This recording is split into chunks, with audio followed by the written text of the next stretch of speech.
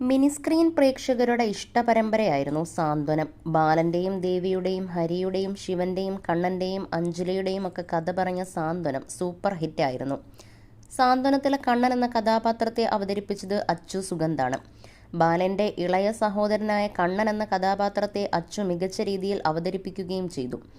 സീരിയലിൽ അഭിനയിക്കുമ്പോൾ തന്നെ തന്റെ വലിയൊരു ആഗ്രഹം അച്ചു തുറന്നു പറഞ്ഞിരുന്നു.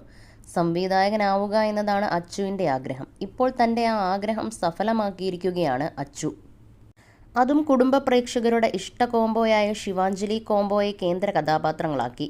കഴിഞ്ഞ ദിവസമാണ് അച്ചു സംവിധാനം ചെയ്ത പെണ്ണിനെ ഇഷ്ടമായോ എന്ന ഷോർട്ട് ഫിലിം റിലീസായത്. സാന്ത്വനം എന്ന സീരിയലിലെ ശിവൻ, അഞ്ജലി എന്ന കഥാപാത്രങ്ങളെ അവതരിപ്പിച്ച സജിനും ഗോപികയുമാണ് ഷോർട്ട് ഫിലിമിലെ നായകനും നായികയും.